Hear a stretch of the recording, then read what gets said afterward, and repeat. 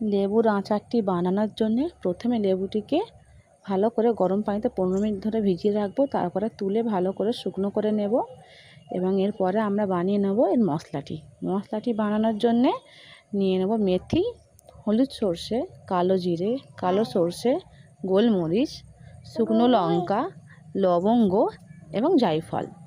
এইগুলিকে ভালোভাবে গুঁড়ো করে নেব মিক্সচার মেশিনের সাহায্যে। তারপরে লেবুগুলিকে ছোট্ট করে কেটে নেব। কাটার পরে তো দিয়ে দেবো হলুদ গুঁড়ো, লঙ্কা গুঁড়ো এবং নুন দিয়ে বাকির মশলাগুলোকেও ওতে ভালো করে মিশিয়ে নেব। শেষে দিয়ে দেব আমরা জোন দেওয়ার পরেতে ওগুলিকে সুন্দর করে মিশিয়ে নিয়ে হালকা আঁচে বসিয়ে দেব। হালকা আঁচে রাখার পর দেখবেন ওতে আপনি একটু হালকাভাবে জল ছাড়বে, আলাদাভাবে জল দেওয়ার প্রয়োজন নেই। এই যে দেখছেন কি সুন্দর একটা গ্রেভি তৈরি হয়েছে। অন্যদিকে একটি পাত্রে তেল ভালো করে গরম করে নেব। এই ফুটন্ত তেলটিকে ওই গ্রেভির মধ্যে দিয়ে দেবো, দিয়ে ভালো করে নাড়াচাড়া করে নিয়ে আমাদের আচারটিকে বানিয়ে নেব।